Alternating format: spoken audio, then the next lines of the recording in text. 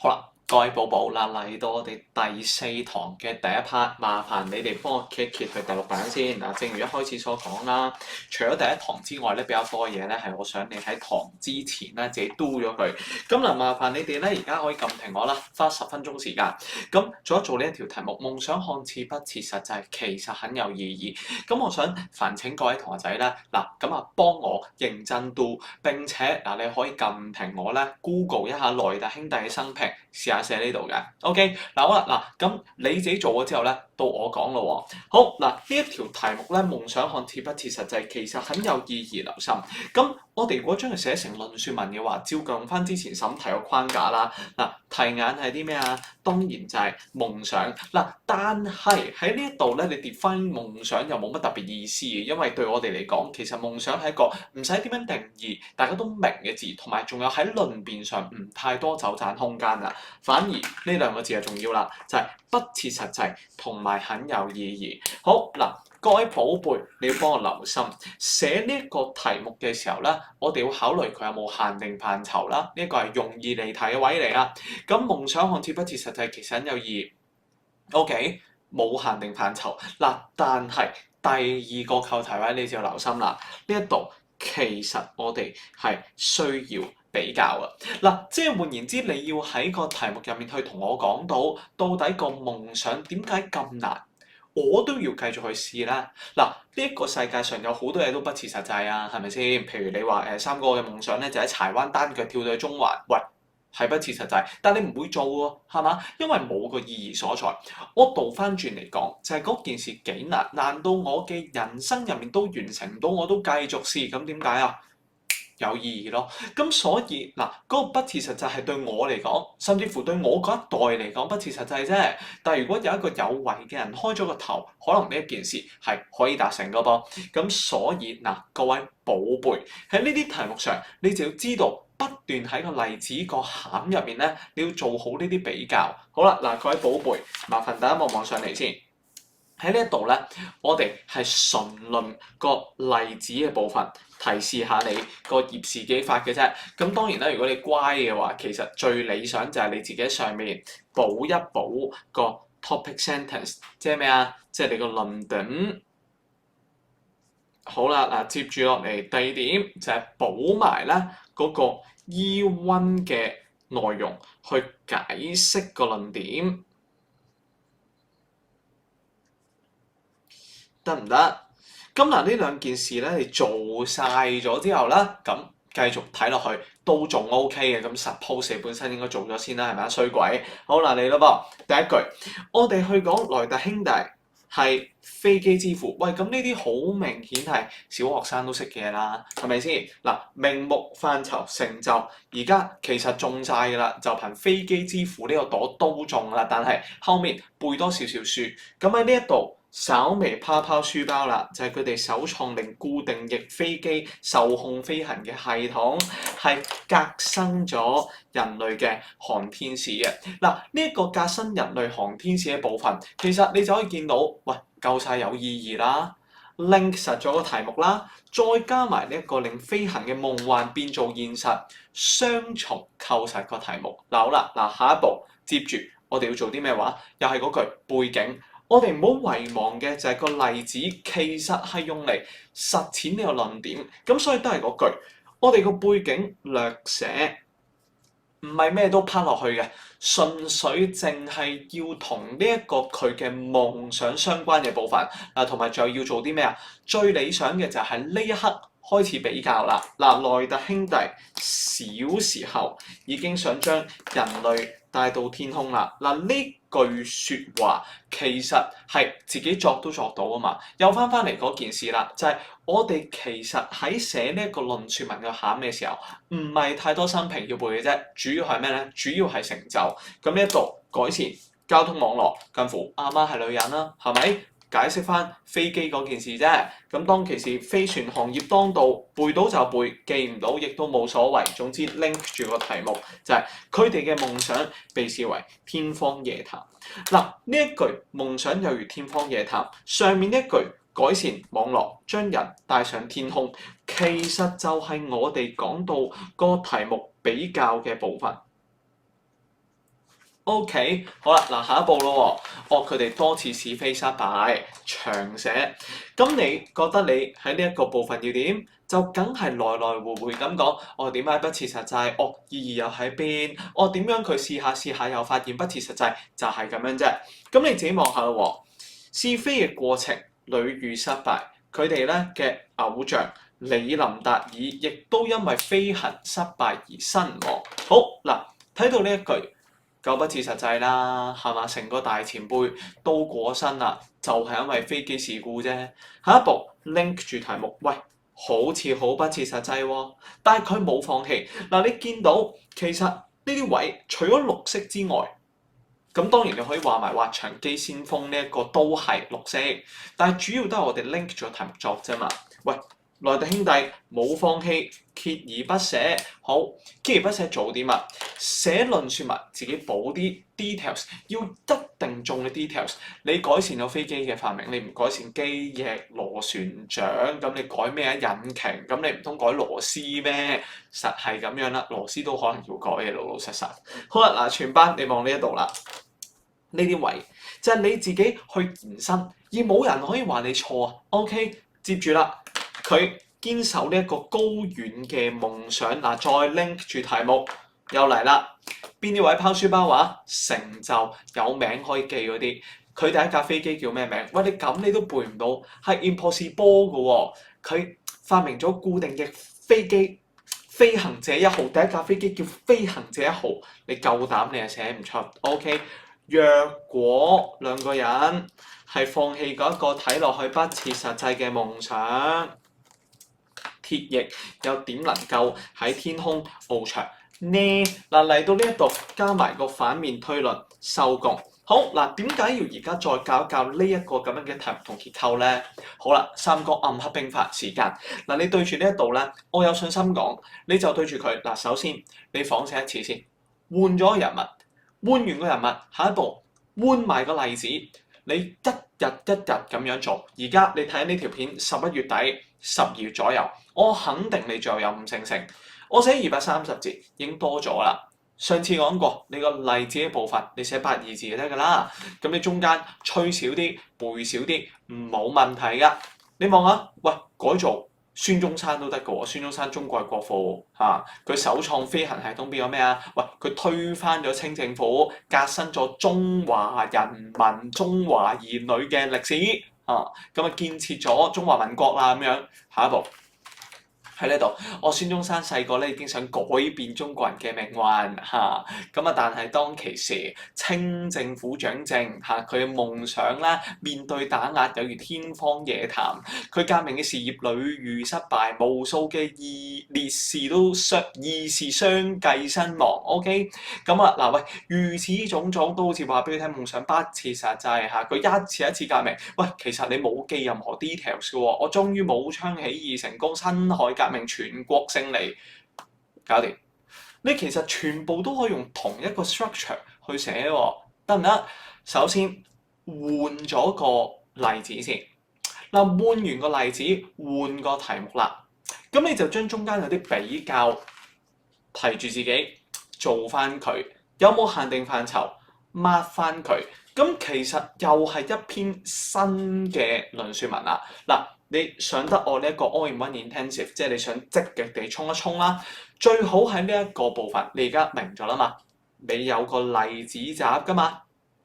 即刻停咗條片做一次 ，OK， 咁然後咧你就會發現5加係非常容易㗎啦。嗱好啦，嗱呢一 part 我哋開頭講戰前課嘅部分咧，先嚟到呢一度，下一個部分對你哋個文言文衰腦。好啦，各位寶貝，嗱麻煩你哋幫我揭一揭去你哋啦備戰集嘅第30頁，睇下自己做好咗呢個功課未啦？如果未啦，懇請你就撳停我即刻 do。嗱，尤其係邊幾條啦？咁啊嗱，乖，幫我做一做第3題啦、第4題啦，同埋仲有第5題、第7題嘅。OK， 係講多次啦，3、4、5、7。OK， 嗱。而家撳停我做咗佢，如果未到。好嗱，咁我繼續講啦。首先第一樣嘢咧，懇請各位寶貝，拜託幫我揭第36頁嗱，睇睇呢啲字譯先。咁啊，而家考試嚟講咧，問字譯嘅機會，咁啊確實仍然係會係唔少嘅，即係佢唔係一個原本字譯咁樣問你啦，即係撈撈字譯啦，可能變做 MC 咁樣問你。咁你其實更加需要把握好咧，就我哋字譯上面分詞性嘅一啲技巧。咁啊啲同學仔咧問我點樣可以溫文言文溫得有效啲啊？你其實咧，即係等於有啲同學仔，如果數理科好叻咧，咁你就知㗎啦。你最好溫到 physics、溫到數學嘅方法係做咩啊？做 MC 啊嘛。咁中文科咧，其實嗰件事都似嘅。咁你咧就係做文言文嘅字譯。你做字譯一次過就會有好多清 concept 嘅地方，可以喺呢一度連埋嘅。嗱，麻煩各位寶寶幫我望一望先。第一，米字聲。五角身嗱，米字身就係你記住我哋推理呢一個字出嚟嘅 skills，OK？五角身就係你幫我背咗嗰粒字佢，即係我覺得咧喺文言文係常用字嘅，或者咁多年都冇考，好有機會啦。嗱，個怪字米字身，個圓字米字身，個畫字米字身，咁跟住隔離望望啦，嗱，個食字米字身，個刀字米字身，個熟字五角身就係咁 ，OK 嗱好啦，嗱各位寶寶，而家麻煩你哋望望前面先睇下啦。讀文言咧，記緊幫我立咗個標題先。有同學仔咧對住呢一個標題有少少印象嘅，就話哦三哥賣金者言咧，我學校咧中三學過，咁你就寫中三學過。你做啲問題唔啱嘅喎，咁所以嗱，我成日都講噶，我俾啲 past paper 你，即係我個別如果揀俾你做啦，你真係做 OK，你唔好同我講做過，我背答我咪做過，你下次 suppose 要啱晒啊，係咪先？咁如果你錯，即係代表咩意思啊？嗱，你又冇明過點做啦，咁啊，梗係時候學一次啦。第二啦，就係話，喂，你做過都錯，咁咪即係其實你個分數係 random 嘅咯，得唔得？好啦，各位寶貝嚟咯噃，第一。你喺面對文言文嘅時候，睇咗佢啲白話問題先。哦，呢一個賣金者個金字其實有啲特質，三哥個個爭住買喎，唔簡單喎。嗱，再嚟啦，後面啦。哦，原來佢咧係只係記述咗自己少少啫，咁啊好少講自己嘅，主要係講賣橙佬嘅。好啦，嗱，賣橙佬係覺得自己做緊嘢咧冇問題㗎，佢覺得自己好啱嘅。再嚟啦噃，原來文章有啲説理技巧啊！呢個賣橙佬係講緊道理嘅喎。繼續，三哥，作者冇追究賣橙佬喎，會唔會賣橙佬其實係啱㗎啦？最尾呢個世界有冇賣橙佬呢個人？好啦，嗱，全班寶貝幫我望一望先，揀幾粒字嚟同你講啦。咁啊講晒問水啲啦。嗱，全班堂仔第一。我哋咧喺呢一度見到涉寒暑而不潰，幫我攞支紅色圓珠筆出嚟先。嗱，涉寒暑不潰個涉詞性上肯定係 verb 啦，不潰都9成9係 verb 噶啦。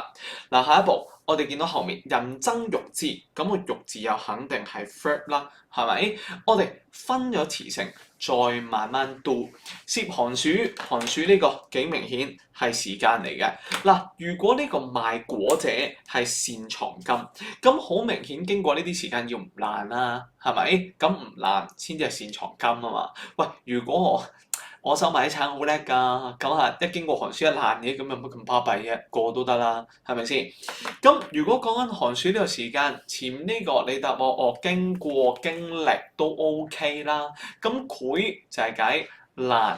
腐爛，如果你答潰爛有啲咁多怪嘅，但我唔排除考試都俾 OK 啦，咁就係咁啦。嗱，接住人爭欲之，有啲同學仔咧細個咧就可能學校收到本書咧，嗰本書咧係可能用你學校做封面嘅，咁跟住咧佢就會擺啲字個字落去，跟住就同你講嗱，呢啲字就常用字嚟嘅咁樣啦。咁個欲字好大機會你係見過㗎，你就會答我呢一個字就係解賣。咁件事就好奇妙啦！嗱，因為呢一篇文叫賣金者啊嘛，唔係叫賣金者啊嘛。咁按道理一個賣金者啦，而接住佢賣嘅橙出之葉然。咁好啦，喂，又肉質有金色，咁然後古十倍，人爭欲之，個個都買，係咪應該係個個都買先？冇理由個個都賣㗎，得一個人賣啫。好啦，嗱，漢語入面有個現象咧，就叫做師授同詞，即係話咧，譬如而家你嚟上我堂，你就會同阿媽講，我落街上堂，sorry，你喺屋企上堂，我而家喺度錄緊影嚇，咁然後土媽問我做緊咩，我又會話我上緊堂，係咪？即係我授課又係上堂。你嚟去學習，你又係用上堂，咁所以可以睇得到，其實呢度嘅情況有少少似，人人都爭住買，咁如貿得其一，喂呢個大佬啊，你都肯定係買咗一隻啦。好，下一步啦，全班補補。如怪而問之，呢一個怪，你哋就怪啦。好多同學仔咧個怪嘅 verb 都係答感到奇怪。嗱，你感到奇怪其實就幾奇妙，因為你望住個橙就有呢啲咁嘅情況啦，係咪？喂，蔗渣咁嘅喎，噴煙嘅喎，咁接住你仲要明知呢條友係呃人。嗱，讀文言文你必須要記住一個習慣。白話其實我都提過，你唔好淨係睇住佢一句咁叮噹，你睇多少少得唔得？而家講到最尾，肯定就話：喂，你呃人，佢嚟投訴喎，你買咗隻噴煙橙，你俾人困，你仲係咪咁奇怪？你係咪咁得意㗎？點解㗎？喂，你弱智嗎？呢一個怪，梗係唔係感到奇怪啦？咁幫我咧揭喺後面寫低佢先。嗱，全班傻佬，我首先講一講個怪字喺呢一度寫低佢。嗱，個怪本身你讀文言文啦，其實當你好想答感到奇怪，咁你都要盡量諗一諗，呢一個係咪一個好答案呢？我有冇辦法答得準確啲？即係例如答咩咧？我係疑惑。嗱，呢啲唔準確嘅答案，好多時候咧考試會俾人扣一分，咁啊疑惑準確啲。OK， 好啦，嗱下一步咯喎，咁而接住啦，喺呢一個 case，既唔係疑惑，都唔係感到奇怪，你行埋去話你呃人，呢個你怪佢，你覺得應該答乜嘢？其實係咪整個係答責怪啊？即係我哋今日廣東話講，喂，冇怪佢啦。個怪係解責怪啊嘛，係咪？嗱，呢一度好快速講一講個玄字，其實通假通邊個字咧？通呢個玄字。好啦，即係話你攞住啲橙喺街邊做咩啊？炫耀。OK，咁但係個問題就係你冇理由係炫耀你啲橙啊，即係你炫耀對住啲人，你睇我個橙幾靚，係嘛？我哋想要啊？自己種啊嘛，嗱你咁串呢啲就叫炫耀，但係而家你攞住個橙喺個街度啊，新奇士10蚊3隻包甜咁樣，咁呢啲叫咩啊？叫賣 ，OK， 即係話喂，你喺個街邊叫賣，個惑字你哋又答啲變態答案，個惑肯定係 verb， 喂點解有啲人會答誘惑㗎？嗱你唔好盲曠亦至得㗎衰佬，咩叫做攞個橙誘惑人啊？即係對住喂橙啊！impossible 啊，得唔得？嗱，呢一個話擺明就係對翻後面，即係你喺條街度做咩啊？你呃人，咁咪欺騙咯。OK， 好啦，嗱繼續咯噃，接住吾賴以食吾軀。嗱，你夠膽咧？我知道有啲同學仔真係夠膽嘅，就係佢真係會夠膽答食咗自己，我食你個頭。吾業是有年矣，佢講緊佢嘅呢一個工作，我係賴以食吾軀，點樣自己啊？俾自己嘢食，即係咩自己啊？養活自己。OK，嗱好啦，嗱講到呢一度咧，全班寶寶，我就想同你一齊睇一睇下面呢一啲。嗱，發到不知離，坐微諗慮而不知恥，等等等等咧，我哋望一望先。呢一個到字喺句子結構上對住啲乜？嗱，讀文言文你一定要留意翻咧，就係佢個句子嘅結構會唔會出現對偶啊、排比啊？呢啲咁嘅 structure 係會幫你嘅。道喜不知辭，問坤不知咎，利奸不知禁，法度不知離，坐微諗律不知恥。嗱，整個呢個步伐其實全部都係愛嚟做咩嘅咧？全部都係講緊喂當其時嗰啲人嘅問題，係咪啊？嗱，咁我哋就要睇翻呢啲咁樣嘅排比結構對位嘅詞性大概係咩咧？咁個道字對住邊個字？對住個奸字。咁道對住奸就憑個奸都幫到你啦。佢嘅詞性肯定就係 adjective，啱唔啱先？咁個法律係點樣？而啲人係不知理咧？好嗱，睇一睇啦，佢係 positive 定 negative？好明顯一定係 negative。我哋形容法律嘅 negative 9成9，一題就係敗壞。嗱，有啲同學仔答不公平都 OK 啦。咁接住同樣嘅方法，坐高堂，騎大馬，追嗱一路睇落去，三哥，哇！呢啲結構真係狂出㗎喎，因為個追就對住於肥先咯喎，咁你嗰啲最辣 fit 食和牛，咁呢個我哋答食係唔好啊？點解？啱啱我哋講咗咩話？對偶佢嘅詞性就差唔多嗱，呢個最係 verb，呢個於係 verb，而佢哋喺同一個位的話，其實嗰個嘅詞性唔單止接近，佢嘅程度都要接近。原來呢啲辣 fit 我唔係飲，我係飲到醉啊。OK，咁所以食就要食到點啊？食到飽。OK，即係飽食。就係咁啦，嗱好啦，講完咧個熟字係解誰，咁啊大家幫我記一記啦。咁啊同你哋講咗啲比較重要嘅字譯，而家我想借住啱啱嘅一啲少少嘅 hints，大家可唔可以幫我望一望呢一句咧？嗱，今子視之不察，而以察吾今。我想問你，你覺得呢度邊幾粒字要譯咧？好嗱，10秒望一望先，等我飲啖茶。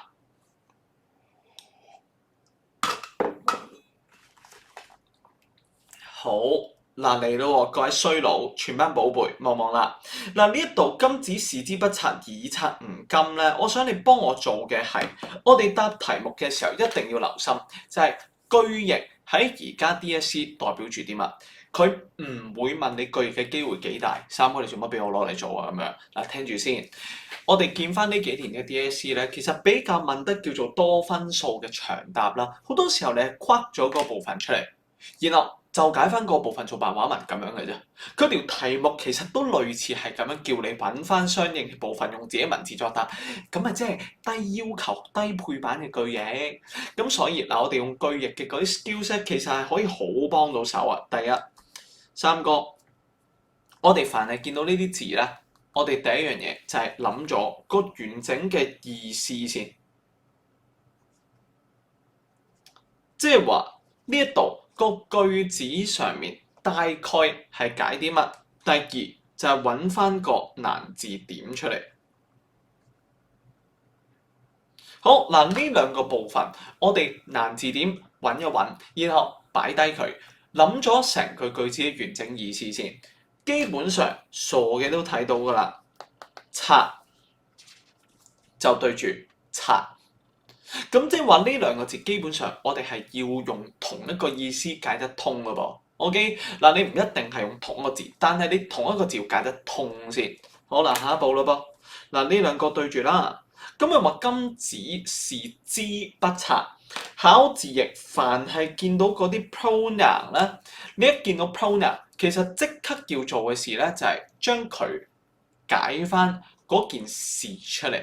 嗱，三哥唔係噃，我考試咧老師叫我可以答這件事喎，係嘅。嗱，如果係字譯句譯，其實都係嘅，但係個問題就係在於我哋講緊呢一種咁樣嘅問題，而家擺落去答咩話？長答啊嘛，咁你這件事唔係次次都解到嘅喎，你答長答個這件事，你要解翻係咩事噶嘛？甚至乎呢個之可以唔係事咧。如果佢係其他嘅物，嗱你就要解俾我聽，到底嗰樣嘢係咩嚟㗎啦？你就唔能夠輕易答他。好，下一步，即係尤其喺答長答啦，OK？今子時之不察，個時係 verb。咁好啦，嗱，子正常同學仔稍微推理你都答到啦，就係你。咁下一個字就應該係金啦。嗱，喺呢一度，我想問大家啦，今子時之不察，以察吾今嗰句喺邊啊？傻佬，就喺第2段嘅最尾一句。好嗱，今子時之不察，以察吾今。我俾1分鐘嚟，你可唔可以話俾我聽個之應該解翻咩咧？係事啊，定係一個啱咧？如果係這件事係咩事咧？好，開始。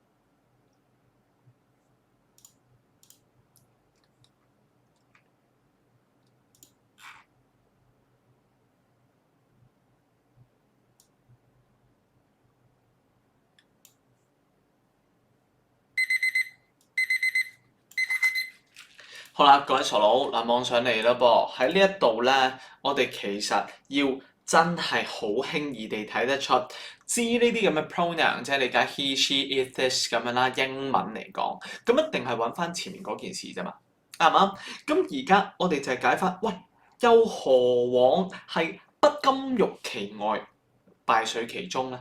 嗱，即係話，喂，你就唔咁樣嗰啲金玉其外，敗絮其中。你就咁樣我橙喎，咁呢個金玉其外敗絮其中講啲咩人咧？傻嘅都睇到啦，嗰啲坐高堂騎大馬最純禮於金仙嘅人係邊啲人？咁梗係講緊達官貴人啦。嗱好啦，嗱我哋再用呢一個察去倒推翻前呢個察就得噶啦。作者係咪投訴賣橙佬？喂，你呃人，咁個察應該答你點樣我啲橙？投訴？係嘛？批評，即係話嗱，你係點樣這些事，即係呢啲人金玉其外敗絮其中嘅事，而唔批評我啲橙，咁即係你看到呢啲事啦，你默認呢啲事啦，嗱咁樣嘅意思啦。好嗱，咁我今稍微講一講得啦。嗱，全班寶貝，幫我揭一揭去呢一個嘅第36版先。啱啱係女人時間，嗱呢一個嘅審時唔得，可以，因為啱啱講咗啦，同一個字同一句，你擺翻後面個意思批評應該要係 work 嘅。OK， 好嗱，你呢啲咁嘅情況，你唔批評我啲橙傻佬，咁呢一個嘅 pronoun 我哋解到出嚟啦。咁我想同你解一解個今字。嗱，文言文個今咧，好多時候唔係解今日嘅，係解 currently，即係話近來或者 present 而家。咁你解翻咗今啦，即係而家你睇到呢啲事，你唔批評，你批評我啲橙，咁有問題。好嗱，答完呢一個位咧，各位傻佬，幫我望上嚟咯喎，做文言文 MC 你係要必中啊，必中術式啊 ，OK？大家有冇睇咒術？好啊嗱，你望上嚟咯喎，賣橙佬啲橙有咩特質吸引人哋買？1、2、3、4，喂，你話邊個啱？傻嘅都要答到啦。我唔係問你啲橙係點啊！你再唔睇題目，我真係抌你落街啊！你自己望下，我問你有咩特質吸引人哋爭相去買？邊個買橙係中意？哎呀唔該，可唔可以整隻橙咧噴煙㗎？我想要煙霧彈啊！喂，呢個錯梗啦，係咪啊？有冇人中意啲橙入面好似蔗渣咁啊？10蚊3隻多汁包甜唔要啊！俾個蔗渣嚟啊！嗱，3、4呢一個係錯硬噶嘛，咁個答案肯定係 A 啦。望下自己個答案啦。嗱，邊個錯？唔該指住自己個鼻講超級大傻仔啊！唔好再賴啦，唔扣題啦，自己幫自己攞支熒光筆 highlight 佢啲 noun highlight 佢嗰啲重要嘅字。OK， 好嗱，再嚟啦，下一步即係簡單啲嚟講，俾多個程序自己做啊。等你唔好讀題目嘅時候仲係咁求其啊。好嗱，望一望呢度啦。作者只記述自己對於係只記述自己2句嘅讚納，然後就好少再講個説話啦。主要記寫賣橙佬，望下自己嘅答案先。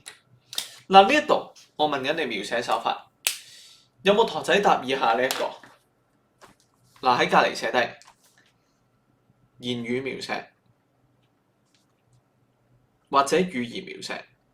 好嗱，你一答呢一個咧，我話俾你聽，考試嗰年對你好好嘅，會上面呢度1分，下面呢度封你頂，最多2分，咁好 likely 通常得俾1分你嘅啫，咁夾埋俾2分，直頭可以話係寬容大量啊 ！OK， 特赦天下啦！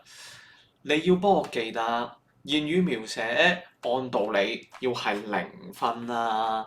點解咧？我如果問你言語描寫，喂，我係唔需要講晒嗱，你諗下，我要 achieve 言語描寫呢件事，我淨係寫賣橙佬嘅説話得啦，係嘛？我唔需要有埋題目前面呢一 part 嘅喎，有前設就有 hints， 而你好清楚地知道，我要你答到嗰個描寫手法係要同一時間滿足埋我要寫2句自己嘅噃。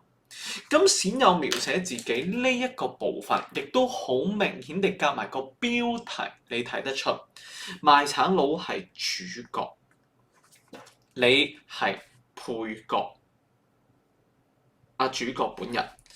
咁主角對配角個手法就叫襯托，幾順口喎。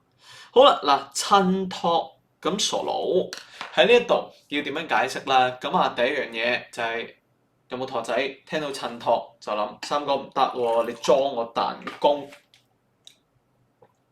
你又話描寫手法襯托都唔係乜乜描寫，喂，第9味都係咁樣問嘅啫喎。OK 嗱，其實你哋要分翻清楚呢啲咁嘅概念嗱，修辭寫作手法就不是二元對立嘅。我哋只要啦，又或者都係嗰句啦，其實你讀到大學啦，你呢啲字成日都溝埋一齊用㗎啦。但係如果以中學嘅層面你咁樣記啦，修辭係整靚啲篇文，寫作手法係達成個寫作目的，呢兩樣嘢係有 overlap 嘅，唔係二元對立嘅。嗱，當你個修辭係用嚟滿足個寫作目的，咁佢就係一個寫作手法。譬如我哋篇文用嚟寫一個角色，佢係主角嚟嘅。我要突顯佢呢一個係我其中一個目標，對比襯托係肯定可以做得到，得唔得？嗱，類似咁樣嘅嘢咧，問過比較難嘅，其實係如果我冇記錯係2019年 DSE， 佢就問你作者而家咧用咗乜嘢嘅寫作手法，咁然後咧佢就括住粗體嗰幾粒字係咩咧？就係話喂，呢啲咁嘅道學家咧，永遠咧就自己啱晒人哋錯晒，呢種自我犧牲精神真係不得了，自我犧牲就粗體咗。咁呢一個，如果我哋要講寫作手法，你答嗰啲咩論證係 impossible 啊？嚇，因為我就得4粒字啫嘛。咁你係讚緊啲道學家定彈緊啲道學家？你有前文後理，你已經知道一定係彈緊。鞭打緊，然後你就話佢自我犧牲，呢個係咩修辭啊？反語。OK， 其實就係咁啦。咁但係個問題就係三哥呢個修辭喎，唔係寫作手法，人哋要論證手法、寫作手法喎。我哋喺一篇嘅論説文，我要去諷刺批評一啲嘅現實，係我寫作目的。我反話做唔做到咁嘅效果？梗係做到啦。喺呢度都好似我而家要突顯一個人。對比襯托一定得，而仲有你哋如果呢啲地方唔識，我覺得係奇怪，因為對比喺論證入面，我哋改咗個名俾佢，叫對比論證。喂，對比論證個內涵其實同對比一鬼樣，個問題就係我有攞嚟論證啫嘛。咁襯托喺描寫入面咪就係呢一個情況，但係只不過冇加描寫2個字咯。嗱，如果你一定要描寫，你可以答啲咩咧？間接描寫。都 OK 嘅，好嗱，全文呢一度你解咗係襯托之後咧，下一步嗱，我哋要去講翻點樣襯托。全文寶貝，幫我留心以下呢一件事，考試嘅時候，你要答到呢一啲手法，你必須要行為，就對行為；形象就對形象。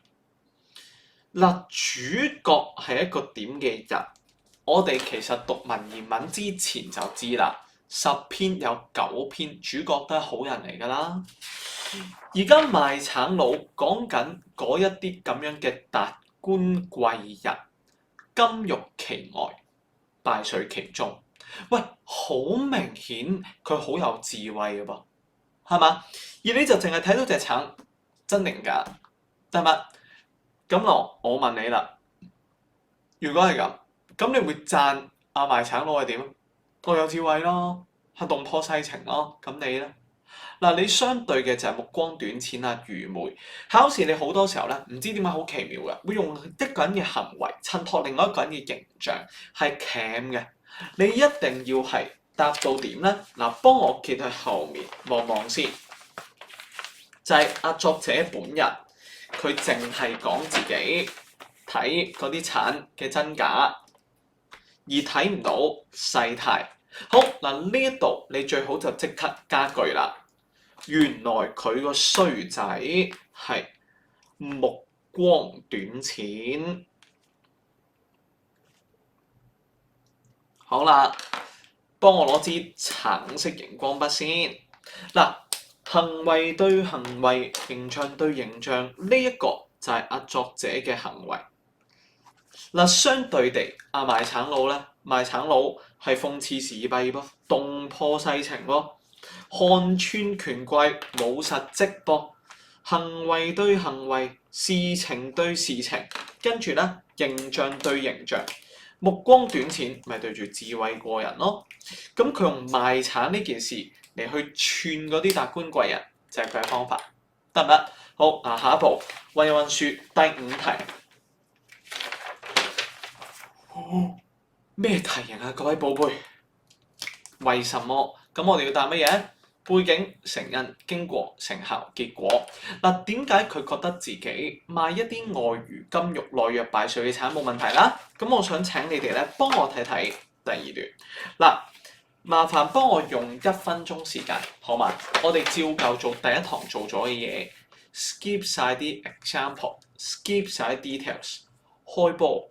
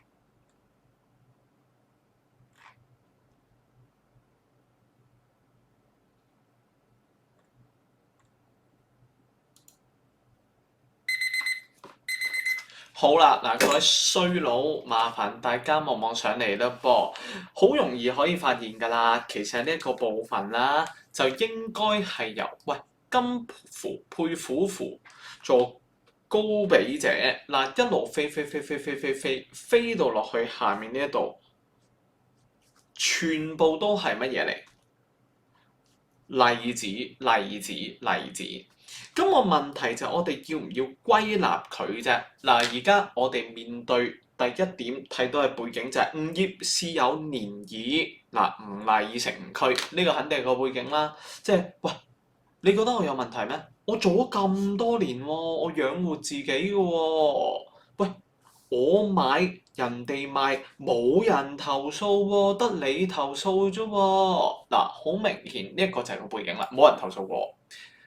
大把人人啦，傻豬，得我咩？嗱，好啦，嗱，呢個就係個成因。咁我問題就係邊個人咧？各位寶貝，中間呢一度全部都係例子。尤其係下面呢一堆排比，嗱我哋已經係冇可能歸納落去㗎啦。考 DSE，記住我呢句口訣：做白話閱讀理解、文言閱讀理解都如是，尤其係文言閱讀理解，有注解有答案。嗱，果能受孫吳之略，果能見伊高之業呢一度咧，呢兩個注解下面講明，一個就係著名軍事家，一個就係著名政治家。即係簡單啲，喂，而家嗰啲人功光扶干城之舉，真係有孫吳咁勁嚇？喂，而家嗰啲人真係有三哥呢啲咩人嚟㗎？唔使理伊尹定邊個，總之佢哋全部就係政治家、軍事家，古代。即係而家嗰啲人係咪真係能夠見伊高之業先？係咪真係有孫吳之略先？係咪真係有孫武咁勁啫？咁呢一個係反問嚟嘅嘛？即係有定冇？冇。好啦，嗱咁即係佢 comment 緊而家嘅軍事家即係咩人啊？將軍。政治家即係咩啊？高官咯，即係嗰啲高官政治家根本就冇咁嘅本事。好啦，4，喂，你好唔中意人金玉其外敗絮其中嘅喎，你鞭打佢哋啊嘛？笨，搞掂得唔得？好啦，嗱喺呢度其實就有少少接近呢幾年 DSE 嗰啲問題咯，就真係你揀啱個部分，然後就去做翻排翻個邏輯。DSE 唔使點排添啊，你譯咗佢就得啦。做呢一樣嘢做咗好耐，未試過有人咧係斥責嗱，呢個就係第一點背景。大把人呃人啦，得我咩？好啦，咁接住下一步，嘿，嗰啲處高位者咪一樣身受厚祿，你唔話佢嗱，呢個就係3，就係個經過咯噃。咁接住啦，喂，我賣2個橙算係咩啫？唔好搞大件事啦，出翻去啦。4，成效。就對住上面，喂，你唔中意人呃人嚟鞭打佢哋 ，OK？唔好搞我，就唔係一個賣橙佬，結果收工得唔得？嗱，完成咗呢一個位之後咧，我哋第6題其實咧就講得幾快嘅，因為咧你哋大部分人都冇答啱個答案。好啦，嗱，人哋問你説理技巧啊嘛。咁啊啲同學仔就答嗰啲咩舉例論證、引用論證、對比論證，全部都錯啦。點解？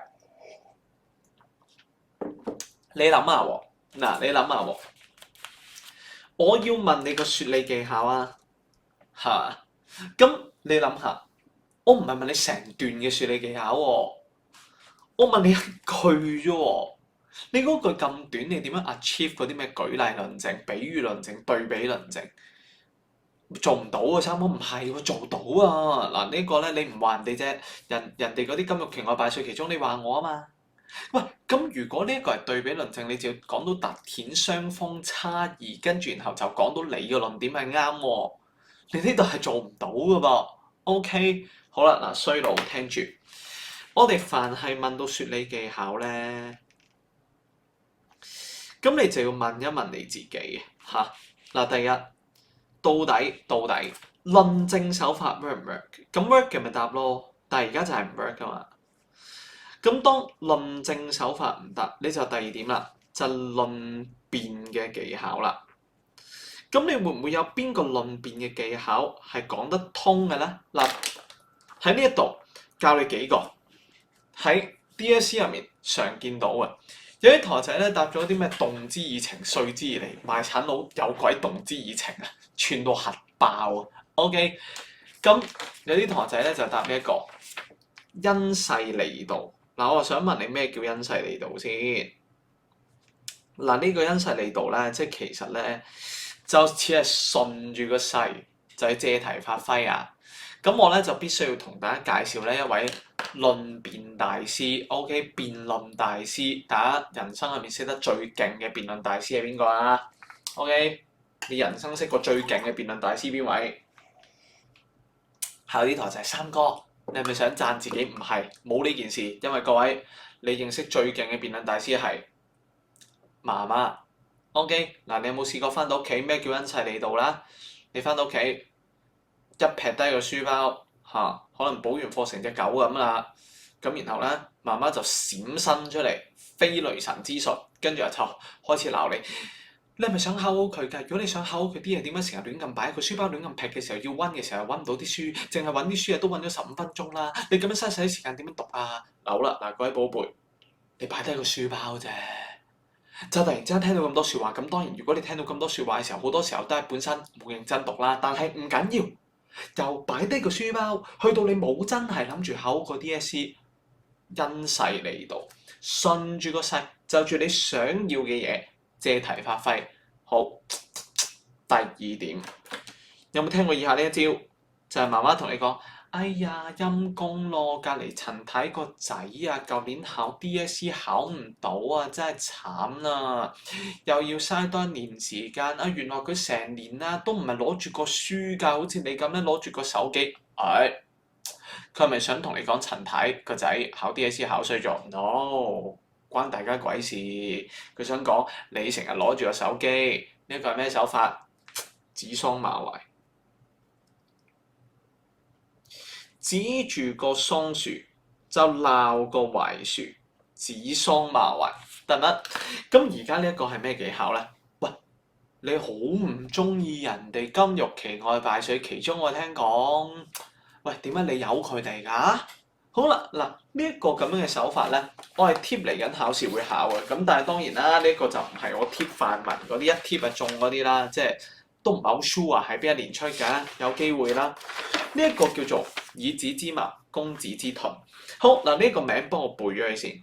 其實嗰個意思咧，你要喺個答案度融和呢一句説話，就係利用對方嘅觀點。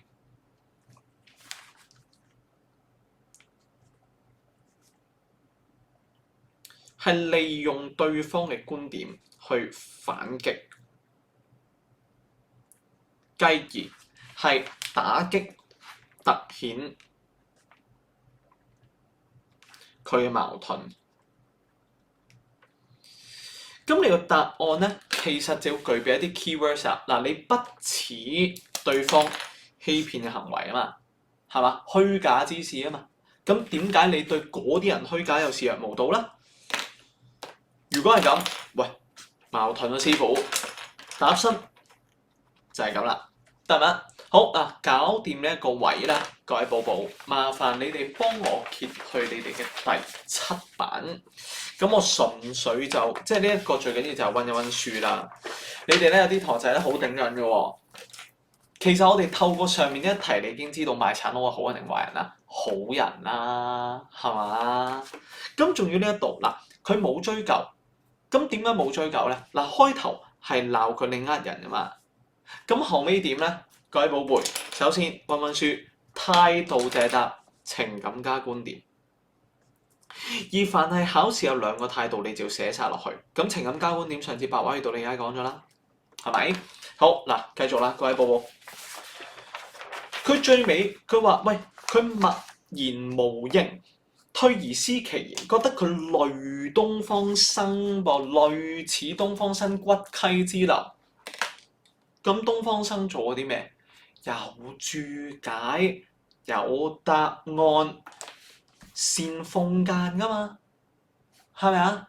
即係勁人嚟喎。喂，咁好明白地就係變咗 positive 啦。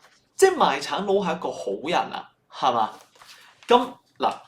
個事情就好簡單嘅，因為你答到佢由 negative 變做 positive，咁跟住你就講不似啲乜嘢，覺得佢勁喺邊？咁其實只不過係重複前面部分嘅答案嘅啫，但係個問題反而係在於下面嗰條嘅陰公。你哋點解有啲同學仔啊？會上面呢度讚完東方生，唔係劈讚完賣橙佬，下面呢度就有呢個世界就係有賣橙佬呢啲賤人，騙徒嘅手法層出不窮，我真係抌你落街！你班友仔，你都講咗俾我聽賣橙佬咧，就係冇呢個人，得唔得？唔係，sorry，係你覺得有冇呢個人先？唔好意思，呢我想講嗰句係，你都同我講賣橙佬係好人，你點會突然之間嚟一句騙徒嘅手法層出不窮？係嘛？喂，你話我知有冇呢個橙先？呢個橙咩造型啊？噴煙喎！喂，收埋1年唔爛嘅，攞出嚟立立令，仲靚過之前喎！以前冇雪櫃嘅大佬，冇防腐劑喎！喂，噴煙內藥敗絮，喂你話我聽你喺邊度買？OK，參哥唔係喎，而家好多假雞蛋啊，頭髮豉油啊咁樣嗰啲，你咩意思啊？OK，哦美國嘅係啦嗱，美國好多假雞蛋，參哥美國專賣假嘢嘅。好啦，求生意欲爆表，喂嗱聽住先，其實你喺呢一度第一句個立場肯定係沒有先啦，啱唔啱先？咁接住啦，嗱第一呢一條好易答，人哋都講咗骨溪，咁其實真正諷刺緊應該係邊個啊？咁梗係作者本人啦。你嗰啲乜乜雪啊、愛蓮雪、馬雪，其實就係借呢一樣嘢講佢嘅道理，咁嗰件事擺明就係流啦。咁你就憑嗰金子嘅特質嚇，你已經可以同我講，喂呢個世界上係不可能係有呢粒橙嘅。好嗱，once 你知道咗呢件事，第二點你就話俾我聽嗱，呢啲就叫偽託，佢係偽託賣橙佬呢一個角色，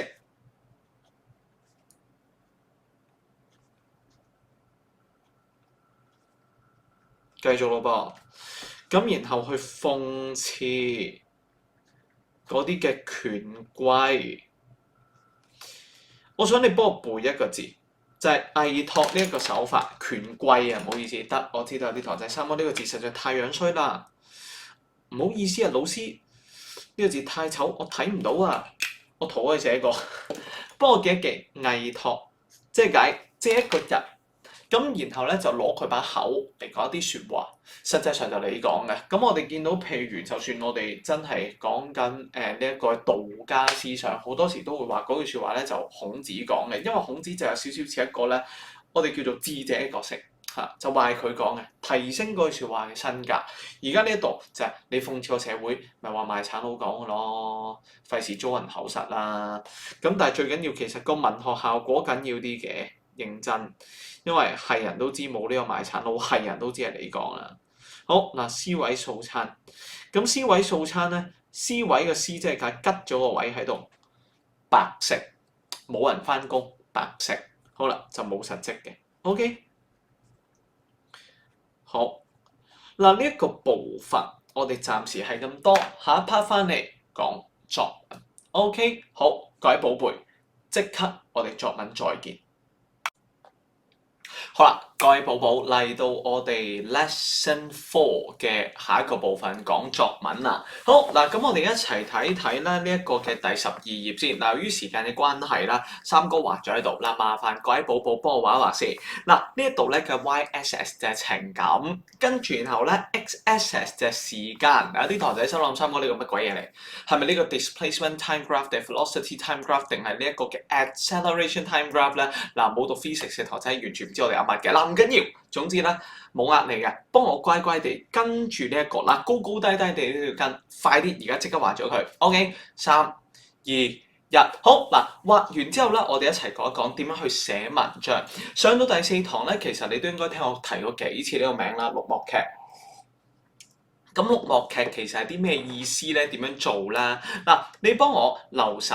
記一記以下呢一件事先，就係話原來我哋寫文章咧有個開頭有結尾，其實就有晒中間㗎啦。之前講過有啲堂仔咧，可能睇呢一個 video 嘅時候覺得有冇咁奇妙啊？嗱，咁其實係唔係啲咩神奇嘅嘢嚟嘅？基本嘅劇作同小説故事創作技巧啫。好嗱，大家一齊望一望。如果你個古仔咧係順序的話啦，咁基本上。我哋其實一開始呢個主角嘅感情咧係較為平淡啊，咁當然啦，有啲台仔唔係用呢個順序法噶嘛，咁冇問題。咁你大概就會係你個劇情一開頭咧，其實個感受係近最 negative 嘅呢個部分。我哋一般嚟講倒敘係會將個劇情個主角跌到落低谷嗰一幕咧，就擺開頭引人哋睇落去嘅。嗱好啦，嗱除咗呢一點之外咧，我哋繼續講咯喎。喺大部分古仔，呢個主角一開始佢會有一個嘅起始期望。得嘛？嗱，上次講完㗎嘛，嗰個起始期望同中心哲理其實基本上咧係會係相反嘅，得唔得？咁我哋上次打過個比喻啦，就係譬如你個主角覺得最幸福嘅係有名有利有成就，但係原來真正幸福喺我哋身邊，我哋識得去發掘佢，識得去感受佢就係幸福啦。嗱，呢一個會同開頭嘅期望係相反嘅，我哋會推波助瀾，幫個主角去一齊衝起嗰個期望，即係令到主角呢個期待係升高先。嗱好啦，嗱下一步咯，升高完之後接住啦，我哋就要諗一諗個主角點樣可以由呢一個嘅期待一路就慢慢變做咧，佢對個事情係產生咗一個嘅不祥之兆。嗱，呢一個嘅不祥之兆咧，其實係會令個主角去質疑自己，即係去諗一諗，到底我本身嘅呢一個價值觀係啱定係錯嘅咧？嗱，再嚟咯，下一步啦，咁接住你個主角唔可以就咁失敗嘅，得唔得？嗱，我哋其實寫古仔啦，係要令到個讀者同情你個主角，即係佢咧就要諗到底呢一個主角佢咁努力，可唔可以成功咧？就要俾一個機會佢嘗試就住自己嘅嗰個目標力挽狂瀾。好嗱，咁下一步當然就要成功定失敗啊！推到個假希望先，去到呢一個假希望，然後個主角就會係無力挽救 ，OK 就會失敗。咁然後無力挽救完啦，各位寶貝，接住我哋就會跌到成個劇情嘅最谷底 ，OK 就要俾個機會佢失敗。然後一般嚟講，我哋個智者就會喺呢一幕之後登場，俾啲鼓勵你個主角。咁然後就令到佢覺醒咗個哲理。得嘛？嗱，其實任何文章、任何問題都係呢個 flow 啊，甚至乎，喂，唔好講咁誇張啊！即係你睇電影咧，任何一部好嘅電影都係咁噶。你睇 Avengers 都係咁噶，係咪先？即係譬如你睇 Infinity War 有冇睇過？死啦！喺你哋呢個年代講 Avengers 有冇代溝咧？應該冇啩，係嘛？即係是但一套典型嘅韓劇啦，男女主角以為會起埋一齊啦，係嘛？通常殺出個程咬金啦，第三者啦，跟住可能個男主角女主角好傷心啦，好啦，大家好多誤會，冰釋前嫌啦，以為起埋一齊啦，點知個女主角就俾車撞啦，跟住個主人翁咧就覺得點解以為咁？跟住咧正恩醒翻，通常就複雜啲嘅，係冇錯，個女主角叫正恩，可能姓金。咁然後接住我哋通常都會見到主角失憶嘅喺韓劇，但係咁，唔好搞咁多嘢啦，唔好咁複雜啦。原來咧最尾佢哋兩個，起埋一齊就幸福啦，唔使理咁多嘢，唔使計較咁多嘅。收工，搞掂。嗱，其實每個古仔都會係咁，咁我哋只要知道翻邊一個部分長寫，邊個部分略寫就得㗎啦。咁邊個部分長寫，邊個部分略寫，講咗啦，得唔得？好嗱，我哋去寫呢一個 draft，點解要咁樣做咧？你哋上一次咧咪收咗我俾你哋嘅功課嘅？咁其實我就叫你哋，喂，每個同學仔乖啦，你幫我寫一段呢一個咧嘅第30版。你幫我寫一段啦。喂，其實寫論説文同埋寫記敘抒情文，我哋都可以用一啲非常之咁聰明嘅方法去練啊。論説文，你有一個段落，你就有成篇文㗎啦。大家諗係咪？你寫到一個段落，你點會寫唔出成篇啫？一樣啫嘛，係咪？咁寫記敘抒情文，其實你應該 separate 咁分開練。嗱，我哋每個部分知道咗個感情，其實就可以就住呢個感情去練點樣塑造，入到去考試先拍翻個劇情。嗱，你諗下，呢度你練開120字，我當真係 even 嘅。150，嗱，1、2、3、4、5、6、7、8，大概係8嚿。嗱，未計頭尾啊，8、5中40，喂，你呢度已經1200字 at least 噶嘞噃，其實已經好接近一篇 DSE 考試需要嘅字數嘅嗰個文章。咁當然你入去考嘅時候，長略係有分開啦，得唔得？好嗱，各位寶貝，下一步。我哋就講下點解可以中間一個部分練。麻煩你哋幫我揭一揭去你哋嘅第24頁。我要同你講情感論證法。上一次咧，我哋就攞咗嗰個咩竹圈龜碗女連動下魚舟嚟去做一個 sample 啊嘛，大家記唔記得啊？咁而家我就同你講點解你要咁樣做啦。嗱 ，creative writing 係一個咧好叫做喺香港發展得幾慢嘅學科啦，喺外國就快啲嘅，即係喺香港好多學科有意義，但係最後咧都發展得好慢，跟住變得好雞肋。咁譬如 creative writing 就係啦，而家得好似如果冇記錯，好似得浸大10零分 DSE 就入到啦。即係其實冇人重視，又發展得慢。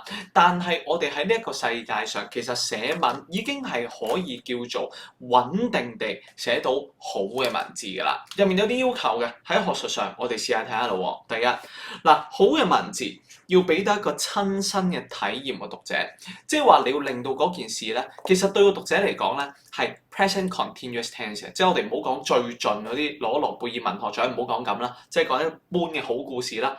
你要令到讀者係預歷其境，點樣可以預歷其境咧？下面呢4粒字就緊要啦。你要令到嗰個嘅讀者有一個親身嘅五感體驗，視聽嗅味觸，你都要嘗試去打中佢嘅。咁喺呢一個文憑試入面，你冇可能打中晒嘅，其實唔係冇，但係你要記住喺比較重要嘅段落入面，我哋最好打到個讀者 at least 2種感官，最好有3種。嗱，咁啊叫 perfect 詞啦。好嗱，大家一齊望望上嚟先。咁呢一度咧，我哋見到呢一個，喂 Berkeley，UC Berkeley 啊，咁創意寫作教授佢咁講啦。嗱，喺感官上，我哋要中到嗅覺、味覺、觸覺、聽覺啦嚇。咁接住咯，下面啦，我哋可能要包一啲初級嘅感受、壓力啊、心靈嘅感覺，即係嗰啲預感恍惚。包到就包 ，OK， 好嗱，咁講白啲啦，視聽嗅味觸都好夠噶啦。大家望望下面先，嗱，我俾1分鐘嚟望望上面呢個版本，下面呢個版本，上面呢個版本，下面呢個版本，你諗諗，你覺得有啲咩分別？開播。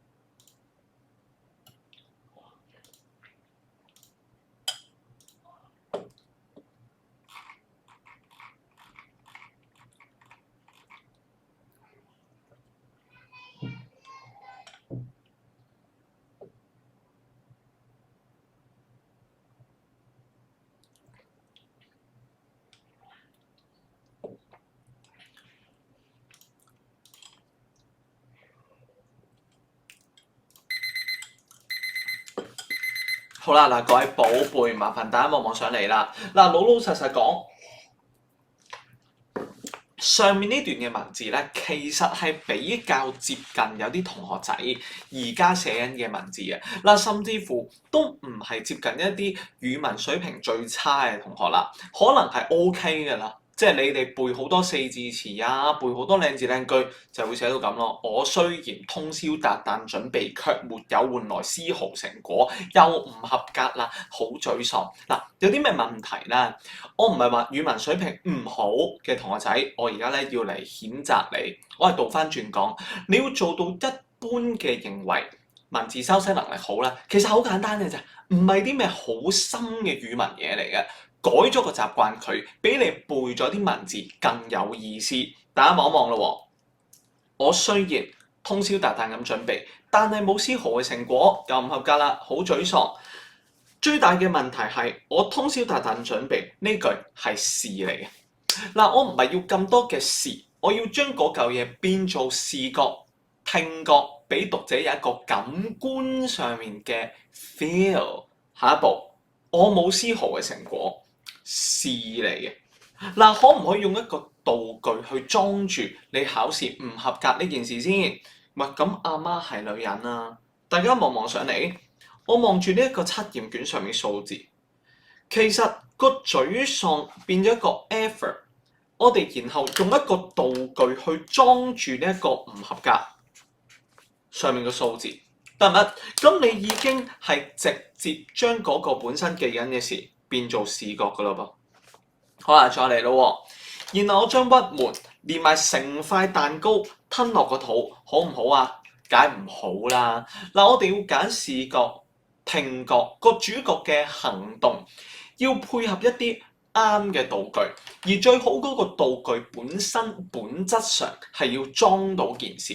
嗱，譬如你要講你一個好忙碌嘅上班族，一個公事包，一對高踭鞋係可以做到呢個效果，但係一嚿蛋糕同你要去講考試嗰件事其實唔係最相關，咁我哋就要換啦。嗱，其實有啲咩可以做到啊？咪又係前面嗰份測驗卷成績表，咁你要用一個乜嘢嘅行為去講到個主角心底嘅不甘啊？你會點樣嗰份試卷啊？碾巢嗰份試卷啱唔啱？費煞思量去編寫對母親嘅碎詞，得唔得？好啦，嗱，下一步咯喎，講完呢一個你就明，其實成句得一個事啫嘛，陰公，得唔得？按道理呢一度有冇啲咩文筆係好深？你唔識寫三哥鬱悶個鬱字咧好深，我一見到鬱悶個鬱，我好鬱悶。你唔好玩嘢先，咁你咪碾巢嗰份卷你識寫啦啩？握住嗰份卷用力握住識寫啦啩？係嘛？好啦，嗱，下一步咯喎，三哥，天際烏雲密佈，雷電交加又唔啱 feel。呢個係咪描寫咧？呢一個係一個好初級嘅描寫。初級同高級唔在於你啲字靚唔靚，而係在於你呢一句烏雲密佈係事嚟嘅，雷電交加其實都係事，咩意思咧？係靜態嘅。我哋點樣可以令件事動態咧？嗱，好簡單，打個譬如呢一個上面嘅呢段文字有少少似你喺iPhone 影咗幅相 ，OK。咁其實我哋要將佢變做你手機上面嘅 live photo，得唔得？咁 live photo 就係你撳落去佢識喐噶嘛，你要令到嗰件事係 dynamic 嘅，有時宜嘅。好啦，行雷，你見到啲咩先？哇！小學常識時間，你係見到雷光先定係聽到雷鳴先啊？咁梗係見到光先啦，因為光係快過聲死啊，三哥。今日你係咪嚟教呢一個嘅理科？唔係，你望住先。曲折嘅電光劃破咗黑幽幽嘅天空，呢個什麼來的視覺？一瞬間照亮咗整個穹蒼。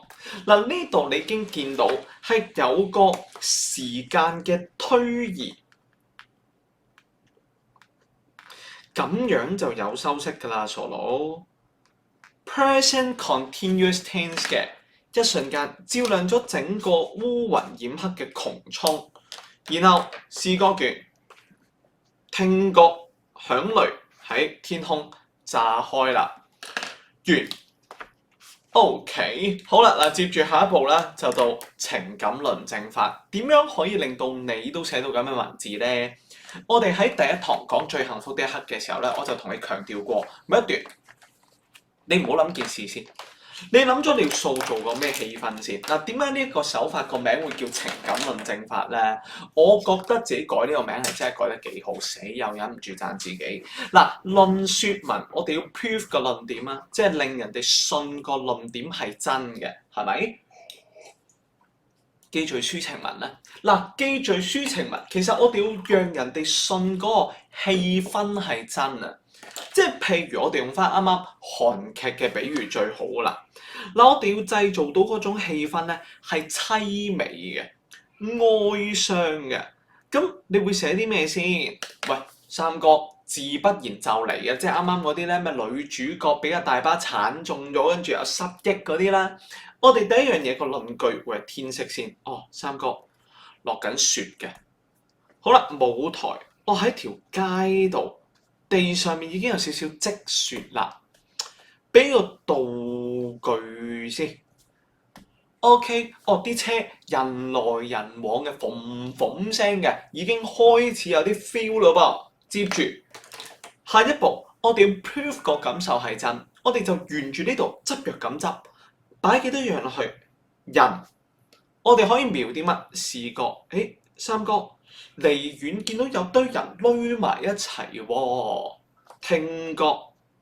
俾3句對白去做個 general 嘅 feel。哎呀陰公啦，哎呀死啦，點算啊？有冇人幫到佢？啊快啲報警，快啲報警啦！3句對白已經講緊係咩事啦？好啦，嗅覺就唔寫啦，係咪？味覺喺呢度都唔寫啦。觸覺咧，喂，你推開嗰啲圍觀嘅人，係嘛？咁呢個亦都重疊咗後面少少行為，再加神態。個主角開始皺眉咯喎，越嚟越驚咯，言語唔好係正因啊，唔好係正因啊。好啦，嗱下一步咯喎，個女主角姓金啊嘛，係咪？好啦，接住咁你論證個 feel 咧，我哋就諗下每一次點樣可以做到呢個 combination 出嚟。嗱，上面呢一度其實就我哋執藥咁執嘅嗰啲 components 啦。你攞本一理之術出嚟先，乖仔，你揭一揭你就會發現，我成本一理之術就係對住呢一嚿嘢嚟 plan，到底點樣 draft 你嗰篇文。我哋每一次不斷問自己，我要寫個情，我用咩景？用完呢個景，再點樣 confirm 個情？又或者寫完情，點樣寫個反應？寫完反應，點樣寫個行為？跟住再寫個情，得唔得？嗱，而家我係俾1分鐘你 Q 一 Q 你先。嗱，如果你要寫個主角面對屋企家庭離異嚇，用一個乜嘢天色咩舞台裝住佢？家入面有啲咩道具可以象徵到一個曾經幸福嘅家庭，但係破碎？視覺、聽覺、嗅覺、味覺、觸覺，個主角可以摸緊啲乜？視覺睇到啲乜？聽覺聽到啲乜？行為嗱，1分鐘諗啊，唔好睇下面衰佬。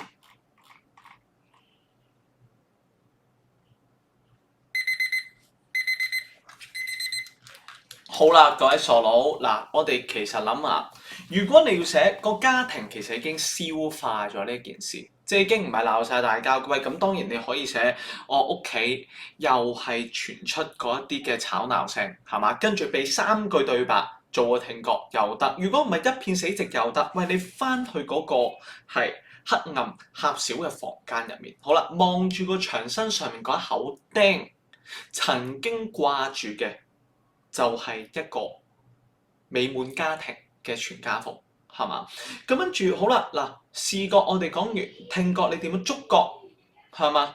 你摸住嗰口釘，或者摸住你手上面嗰張合照，喂，甚至乎摸住爸爸媽媽送俾你嗰份禮物，咩都好。嗱，你個主角係咪可以又笑又喊先？係咪？雖然有人洋溢出嗰個幸福嘅笑意，但係同一時間哀愁又要湧出嚟，就差唔多喊咯噃。嗱，其實同樣嘅嘢你搬落去，我哋探訪獨居老人，你都係咁樣寫㗎，係咪先？咪天色外面一片陰霾啊，係咪？或者照舊夕陽西下。好啦，視覺聽覺道具咧，喂，一個老人嘅背影有啲滄桑，就坐喺佢嗰張搖搖凳嗰度，係嘛？佢就望住嗰一個小小雪花嘅電視機，成間房就係得嗰一啲電視機，曾志偉打喎，唔係講笑啦，個電視機傳嚟嘅噪音就係老人嘅生活咯喎，視覺、唱、發毛、嗅覺、回味轉入你嘅鼻腔或者蛛網滿布，點樣有灰塵四起嗱？其實呢啲都係做個氣氛嘅效果。然後咧，老人個眼啊，點樣描呢個老人啊？喂，佢個眼入面反映住嘅係咩啊？你講緊佢望咗電視機啊嘛，係嘛？就係嗰一啲嘅咩色？OK，你可以寫係，如果你想寫俾我睇，係完全冇感情嘅，係令人驚嘅，就係寒光。OK，如果唔係，你就可以話嗰啲係冷冷嘅閃光，係嘛？喂，佢其實根本冇聚焦緊睇緊任何嘢，但係一切嘢就浮光掠影，佢好似喺度回憶緊自己嘅往事。你叫咗佢兩句，佢先應你。嗱，成個 feel 已經出晒嚟，得唔得？嗱，下面係一個小示範，屋企只係得翻一片嘅死寂。我就沉溺喺呢一片嘅寂寂入面。我哋用嘅係聽覺，揀嘅舞台係房間。咁當然你可以再描一描佢啦。好啦，嗱，下一步咯喎，你做咗個 feel 啦。我想勸佢哋唔好離婚。我唔想呢一個家變得支離破碎。視覺嗱，如果你要強調個主角嘅喜恥期望，同埋仲有抒發感受嘅時候，你要 enrich 佢，令到段落更加高分。喺呢度你就要用少少。第一，感情內部結構已經崩壞嘅建築，點會因為我喺外在加上一啲新裝而恢復原狀啦？先一個情感，下一步雙方都按捺不住，要揭開瘡疤。我一廂情願咁去揞住傷口，係咪唔俾佢接觸空氣就可以呢？如果係咁，傷口永遠都唔可以結痂，亦都唔會有痊愈嘅一日。嗱，你背幾句呢啲哲理起身，盡量係令到佢寫多啲嘅反思挫敗嘅都用到嘅，咁啊背得抵啊！得唔得？就係咁樣砌個段落。嗱，你可以對住呢個 structure 寫其他嘅議題，就寫翻啱探訪獨居長者都得㗎。攞住個一理資訊嚟砌一砌佢，得唔得？好嗱，咁我哋啦講作文嘅呢一 part，第一 part 先嚟到呢一度，轉個頭睇作文。好啦，各位寶貝嗱，嚟到睇作文呢部分咯。嗱，啱啱我哋學咗綠幕劇嘅結構，到底要點樣寫啦？我話你諗咗哲理之後咧，其實你就調翻轉個故仔開頭，跟住照跟翻我哋上次講嗰啲。嗱，諗一諗，會唔會擺一個點樣嘅角色落去你嘅嗰個主角上面？有的咁多嘅情感味精，其實就夠㗎啦。咁跟住你嚴格嚟講，就會有晒成篇文章。嗱，好啦，嗱，各位寶貝。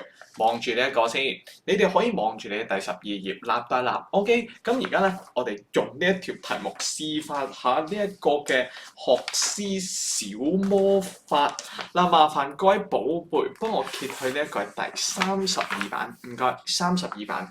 嗱，而家即刻幫我用2分鐘諗諗呢條題目，你會寫啲咩？這句話我會記上一輩子。2分鐘，請出招。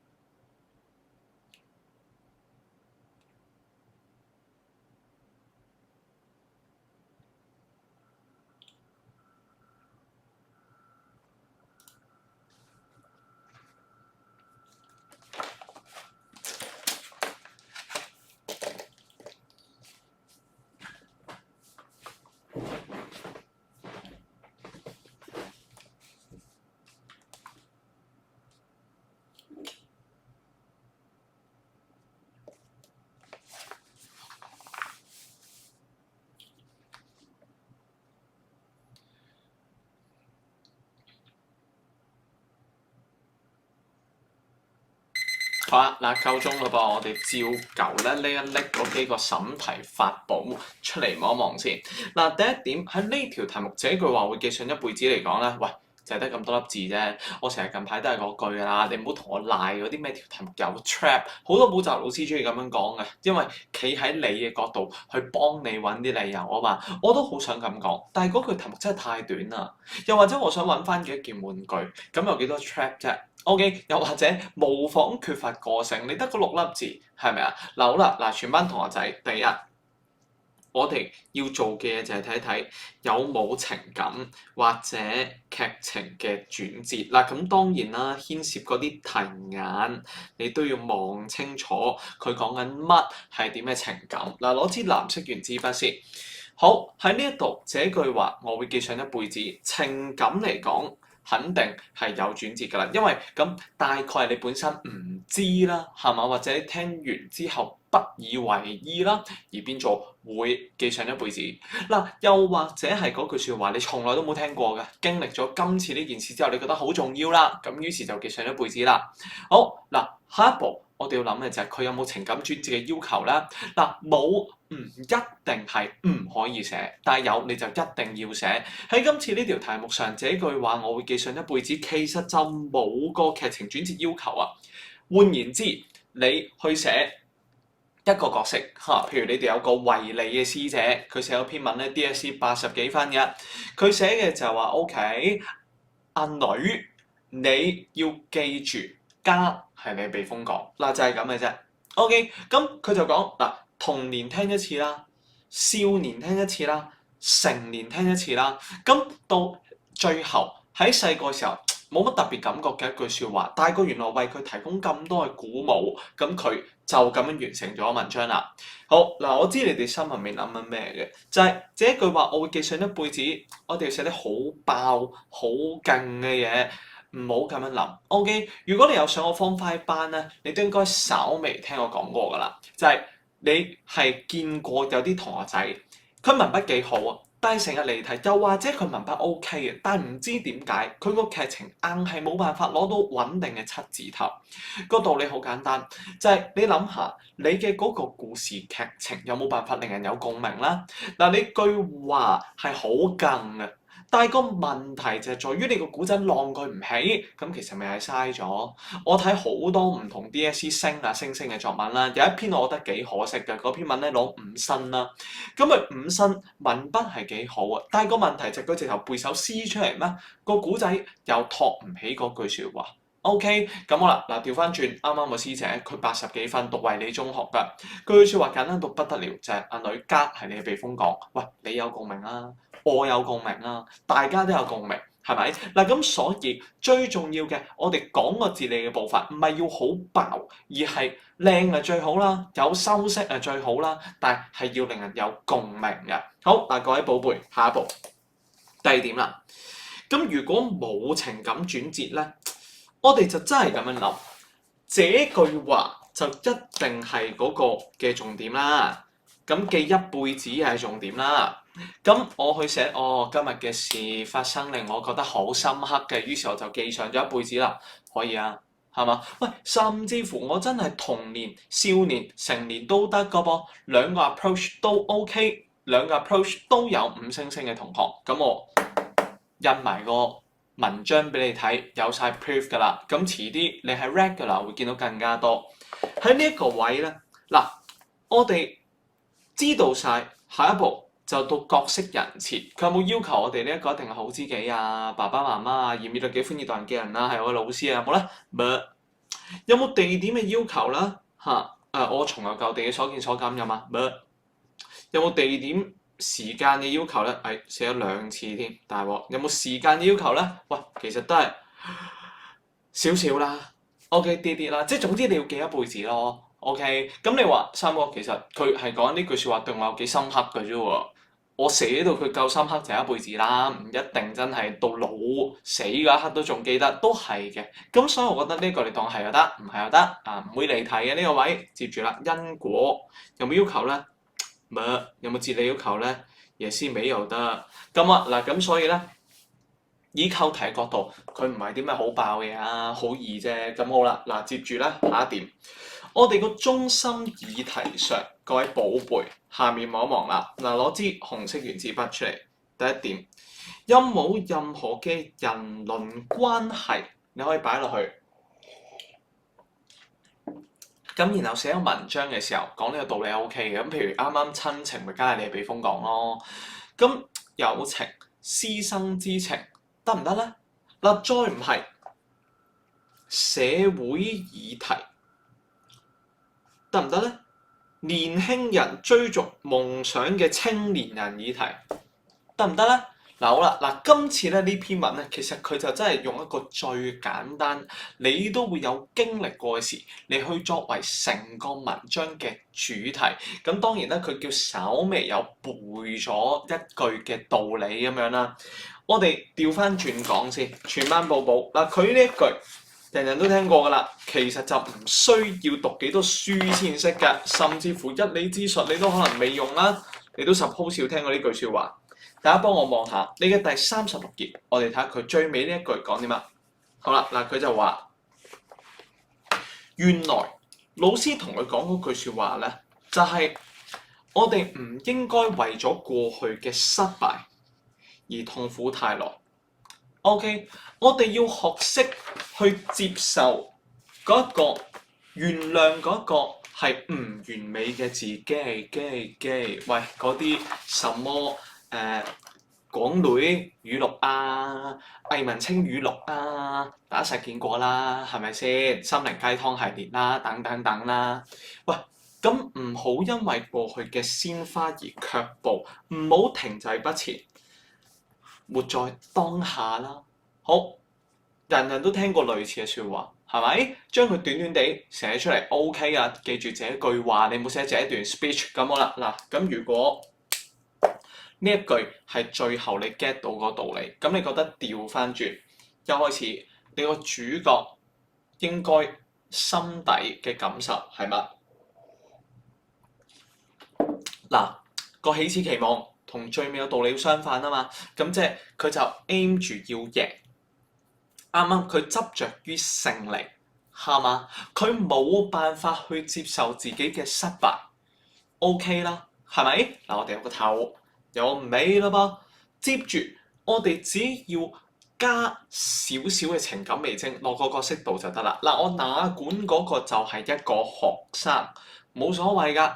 咁你咪寫佢係咩足球隊隊長、籃球隊隊長。咁當然要瞄運動比賽係難啲嘅。咁佢呢一度咧寫音樂比賽添。咁校際音樂節比賽，咁冇問題㗎。個角色點樣特別啲咧？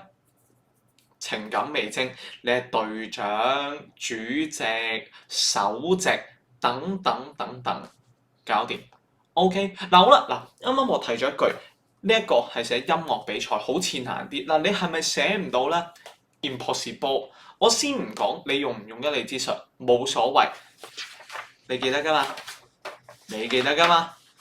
我哋每一段要塑造個氣氛點樣做啊？望住呢啲先。轉個頭我 Q 你 ，OK 嗱，咁我哋成日諗翻呢個，嗱我哋就用音樂節做主題，我哋望住呢條 curve 先。好啦，嗱一開始你要非常之期待啊，你會覺得自己贏緊啊，係咪？嚟到呢一幕咧，各位衰佬，我哋其實第一幕你倒序，喂講你一個人呆若木雞咁企咗一個台上面，好啦 cool 啦，真得 cool 啦，又得，再唔係你咪寫你出街咯，喂你好期待，有啲乜嘢可以俾你個角色覺得自己贏緊咧？俾佢信心啦。嗱，仲有喎，我哋交代背景嘅時候要略寫視覺啦。嗱，佢一間房望住以前啲獎狀，望住啲獎杯，係嘛？帶住微笑，自信咁出發啦。咁同一時間，我哋喺第2、3段左右，上次講大綱咪講咗咯。嗱，而家稍微整合一下上幾堂學咗嘅嘢。我哋 all in one intensive 比較重視呢啲功夫，因為即學就要即用啦，11月㗎啦，冇乜時間㗎啦。嗱呢一個位，咁我哋要俾個角色登場喎，係咪就係去到會場？陳老師佢同你講，佢對你掛住笑容，你好有信心。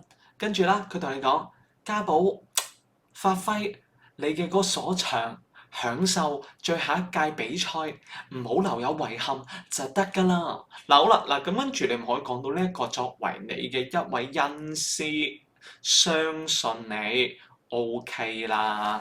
嗱接住咯噃，下一步啦，咁你點樣質疑自己，繼續推高個期望咯噃，踏上個台板啦嚇。咁然後喂，你可以先講其他隊伍好出色，但你都仲好有信心。好啦，嗱上到台咯喎，嗱你少質疑自己咯噃。咁跟住咧，喂假希望你帶住自信，立著小提琴又好乜都好啦，行出去。咁視覺、聽覺有啲乜？喂，頓時掌聲雷動，係嘛？因為你哋係上屆關專冠軍，下一步啦，喂。嗰啲樓下嘅邊一個對住你笑，你會特別有信心先？肯定就係嗰啲評審啦，係嘛？咁接住你拉下小提琴又好，吹下單簧管都好，冇所謂。有啲咩可以令到你覺得無力挽救？突然之間走音，係嘛？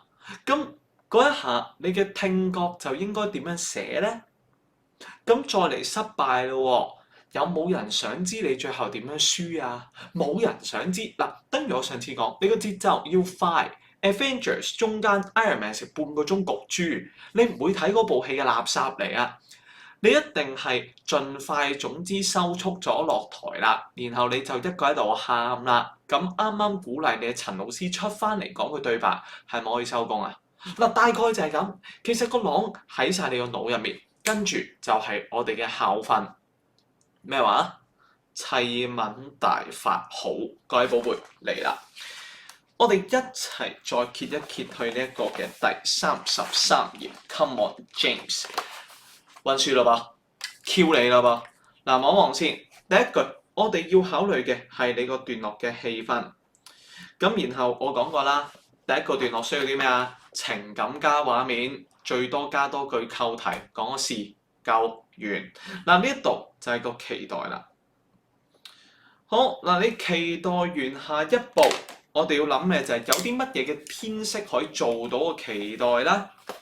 清晨嘅街道，彌漫住薄如蟬翼嘅霧，陽光緩緩咁喺空中流淌落嚟，穿過樹葉嘅縫隙，灑滿咗一地花香四溢，沁人心脾啊！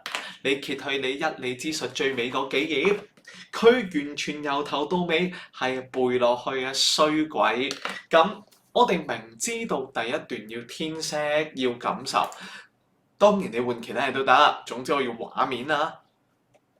Exactly 就係咁啦。咁佢已經掂晒咗視覺啦，係嘛？跟住咧嗅覺啦、感受啦。O.K. 嘅啦噃，咁佢嘅切入天色啦，冇所謂嘅。你話三個文筆好勁，我嚟補咧，其實都唔係 aim 去背好多字，我用好個語文啫。咁就係咁咯，即係總之你就係咁樣做啦。下一步接住紅色光筆啦，我心被春光填滿，一切好似話俾我聽，別怕哦，今日贏緊㗎。嗱呢一個就係你個主角嘅嗰個起始期望。有埋啦，好嗱，下一步咯，第二段啦。嗱，你見到第二段，我哋要做啲咩？背景略寫，唔好長，唔好沉。你見到所有五星星嘅師兄師姐，其實佢做到好足㗎。呢一位咧，阿林師姐咧，個教咗咁多年嘅其中一位考試機器啦，我唔記得咗佢係讀港大 BBA and Law 定港大 Law， 即係佢就係完全戰術忠誠度極高咁樣教咗啲嘢做翻晒出嚟。學校貼佢4，佢一樣新生。嗱，你要做呢啲嘢，其實對住個字數嚟打啫嘛。我呢一度100字左右，下面呢度又係 within 100字左右，然後你做完呢一個部分，我哋基本上已經要進入第一個小轉折㗎啦。咁你望下，今日係我引頸以待嘅校際音樂節。喂，我乜水啊？團長嚟啊嘛，情感 MSG 設計角色。下一步，我同一班嘅同學仔練習已久，為嘅就係要征服台下嘅評審觀眾，展現我哋努力嘅成果。嗱，再嚟啦，推高個起始期望。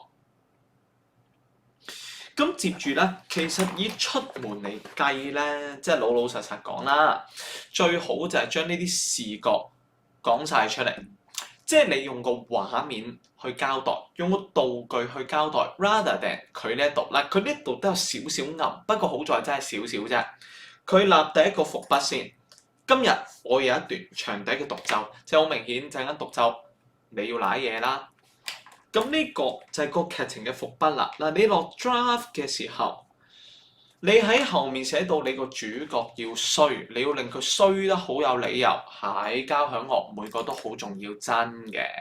但係有一個人嗰一刻拉錯咗少少，會唔會徹底絕望？又好似唔一定。即係當然最高水平嘅賽事係有影響嘅。咁但係我哋強調翻獨奏就得，即係你一個死咗，你一個人炒咗，咁幾明顯地咧就大家一齊領嘢㗎啦。接住下一步，佢話我經已喺唔同嘅音樂比賽面囊括咗多面嘅獎牌，藍色原子筆自設角色，呢一度就係將嗰個情感 MSG 灑進佢，但最好將佢變做視覺，就係你望住房入面嘅每一面獎牌都得來不易。嗱，咁樣係更好嘅，即係呢一個最好你幫我改成 OK， 試下改寫成為視覺。嗱，咁啊更 perfect 咋嗱，永遠都係你望住呢啲五星星嘅文筆，你個腦入面諗就係我點樣可以 upgrade 佢做得更好，唔係抄佢，我提升佢。你有一理之術，佢當年都冇一本咁長嘅一理之術，大家改咗佢啦。好啦，嗱下一步咯，接住啦。咁總之，喂今日嘅比賽咧，我其實就係不容有失啦。咁佢就開始介紹嗰一個咧嘅負責樂團嘅陳老師出現。其實呢一度各位寶寶，我哋留意下呢一個陳老師先。佢講咗一句啊，陣間我講到最尾會翻轉頭 Q 你嘅。葡萄部各隊都喺度認真預備演出，呢一句是什麼嚟㗎？道具人。好啦，嗱，去將嗰個緊張嘅氣氛帶出嚟，喂，每一個人都整裝待發喎。表演嘅水平都非常之高喎，會場入面都係洋溢住悠揚嘅樂韻咯，咁就令到你個主角更加緊張啦。我嫌佢少咗啲啲嘅聽覺啫。嗱好啦，嗱下一步咯，記唔記得我講咩啊？第一堂，如果你去到第二版嘅頭，你未開始切入第一個你嘅轉折，基本上你要覺得或者你可以咁樣睇，你篇文以4嘅機會係最高㗎啦，即係寫得好啊，最多得4嚇。咁否則3係好彩先會做得到啦。你望下先，佢喺呢度咧個轉折，咁當然你話成篇文3歌其實係冇情感轉折嘅，咁啊另計啦。因為佢係另一種文章嚟啦，或者你話三屋佢係純粹描人嘅啫，唐老師嗰種，咁佢又係另一種文章，咁又唔計啦。我講緊純故事，有起承轉合嗰一隻。OK， 好啦，嗱咁你見到佢呢度 positive 先，咁佢就話三個比賽旋即到咗我哋，有少少懼怕，但係隊長嚟啊嘛，嗱點樣可以將你係隊長好有自信，死都要撐住帶個隊出嚟嘅效果講出嚟啊？行為衰佬，我昂首闊步行出去，嗱一個行為再嚟咯噃，我帶住啲隊員踏上嗰一個要綻放自己嘅舞台。好，下一步聽覺啦。我居然開始奏樂，再嚟視覺啦。我哋要繼續推高你嘅嗰個期望。咁呢一個視覺，我哋用嘅就係道具人啦。咁啱啱我哋試過講過一次㗎啦。評判對住我哋微笑點頭，係一份令人安心嘅肯定。好啦，嗱下一步到你咯。我哋嘅獨奏部分開始，好唔好一嚟就舐嘢？梗唔得啦，慢慢舐嘢。嗱呢個 positive 要準備變做 negative。而家你要寫你走音，你點寫先？全班寶寶，嗱你點寫嚇？ 10個同學仔有8個就會講嗰啲咩？哦，我跑掉了，你啲分啊跑掉了，我抌你落街，你梗係寫嗰個刺耳嘅音階，突然之間就點解會擦過你嘅耳畔嘅啦？我做衰咗啲咩咧？嗱，你梗係咁寫啦嘛。咁佢話卒然嚟到我哋咧樂曲嘅中段，就意味住我嘅獨奏開始啦。嗱，你獨奏開始，我啱啱講咩話？Present continuous tense 點樣可以令到你個劇情係進行緊？嗱，你要吹個長笛，咁你點啊？將個長笛貼到去你嘅嘴邊，係咪啊？跟住就奏出樂韻啦。咁佢就係咁寫咯。嗱，行為我將長笛貼到我嘅嘴巴，竹喧歸碗裏，連動下漁舟啊嘛，輕輕咁樣奏出音符。我奏出呢一個美妙嘅旋律，而正當我係陶醉其中嘅時候，下一步嗱，俾個聽覺嚟，一個刺耳嘅音調擦過咗我嘅耳邊。好啦，嗱就係呢一個聽覺，唔係我知道我走音線，係我聽到走音線，或者其實你吹奏嗰下已經 feel 到會走音，將呢個感覺講出嚟。走音了啦，係咁樣得唔得？咁我哋個心理都出埋啦，接住一到要崩潰嘅時候，出邊招？自問成三，跟住哭啦，真得哭啦！點可能㗎？我練咗咁多次，點解會出錯㗎？我個啲觀眾會唔會一層聾咗聽唔到啦？好，其實真係有機會講真，即係我哋如果班入面有啲同學仔考琴咧，有啲同學都好勁啊嘛，演奏級咁咧，最緊要點樣扮冇嘢，可能真係聽唔到，可能真係發緊夢，OK，但係佢報稱自己有無數獎狀，歷經百戰，但係竟然心如鹿撞，如雷鳴，如鼓動嗱，呢個係背書嘅啫，佢係背我啲心理描寫。嗱，下一步前面啱啱講咗啦。一糾結就要自問成三啊嘛，咁佢崩潰喎，好好笑喎。呢一份嘅驚慌令我嘅自信被淹沒打粒身，餘下嘅旋律都被吞噬。咁當然啦，你即係考慮下個角色咯。你學界比賽，你唔好係中學生咯，你小學生咁咪得咯。小學咁就 make sense 好多嘅，即係小學你辯論比賽到決賽都會問同學，你係咪嬲我？即係都會咁啦。咁所以就合理啲咁咯。我屹立喺原地。我努力咁樣喺我紊亂嘅思緒入面去揾翻嗰個餘下嘅旋律，但係遍尋不獲。好啦，嗱各位寶貝，睇呢度，下一步，我握住個長笛，雙手顫抖不已。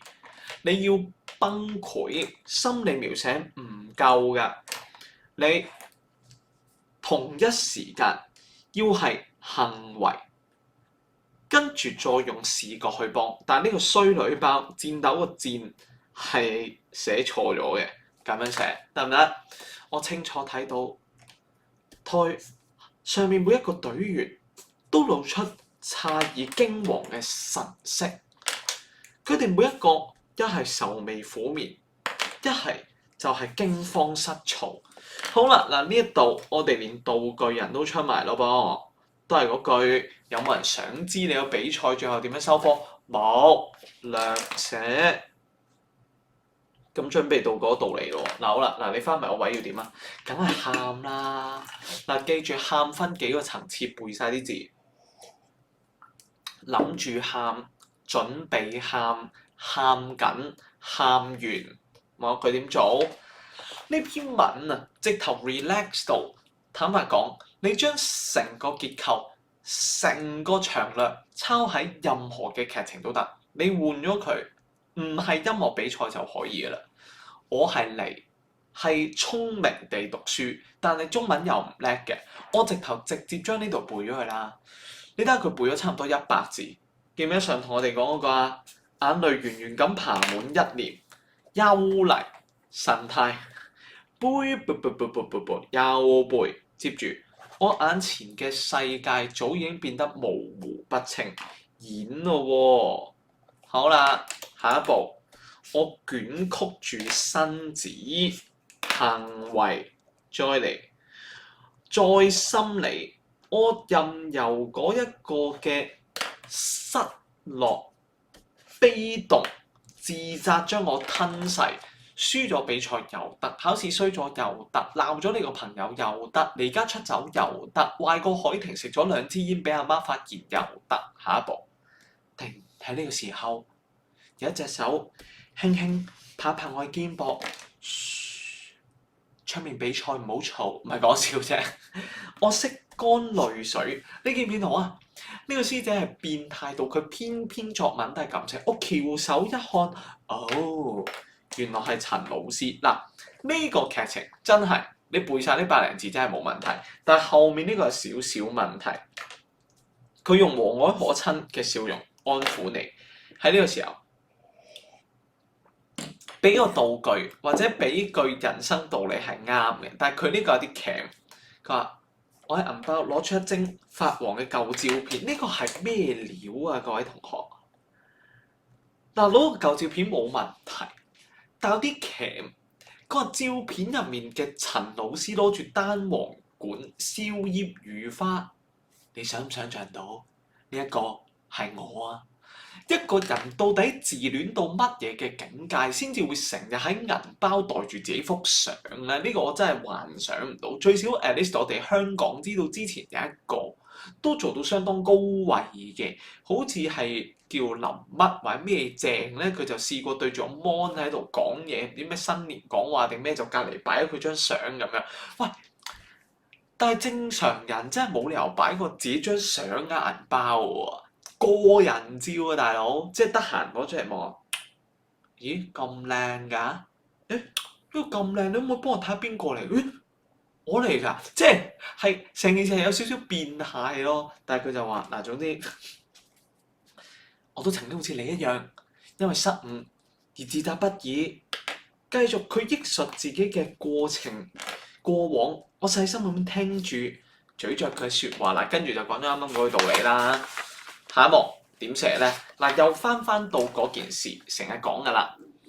最尾講哲理，唔係話唔得，係比較 old school 嘅做法。總之你應該將個哲理之前一段唔使寫爆長，因為你成個古仔都係講哲理嘅過程嚟噶嘛，你個主角去實踐嗰個哲理啊嘛。咁佢就話啦，佢呢一句説話擲地有聲，喺歲月之間一言驚醒夢中人，牽動咗我嘅思緒，背咗佢。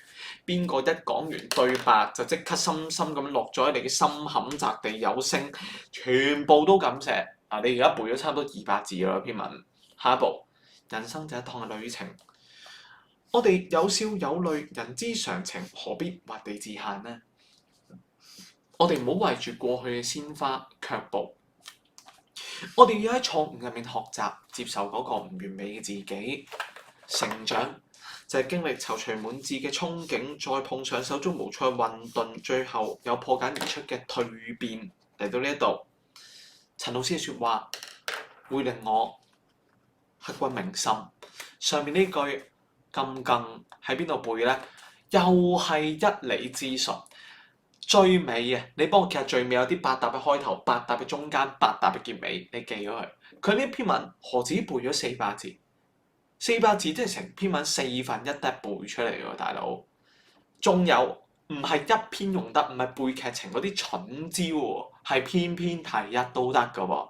你寫揾玩具又得，百感交集的聚餐又得，校服的自述又得。好啦，嗱，下一步咯，接住喺呢個時候。我同陳老師講咗句多謝，然後佢用一個溫暖嘅微笑回覆我。我諗佢明白到我已經上咗不可或缺嘅一課。好啦，嗱，至你講完咯，用個畫面去留有餘韻收工。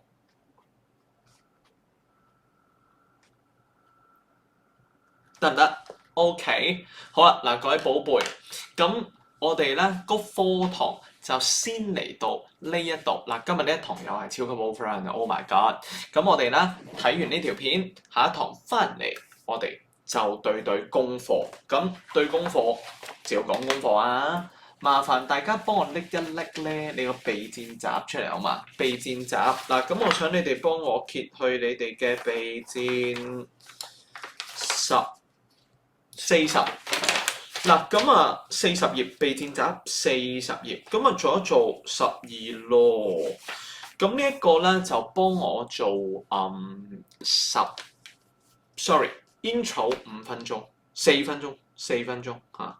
修正下自己，咁然後咧，福泳師同學咁啊5分鐘啦嚇，好咁接住咧，阿雅文同學，咁你覆佢咧就8分鐘啦，咁結尾就2分鐘啦，3分鐘啦，好嘛？好啊，咁啊交俾大家，咁啊我哋下堂見，拜拜。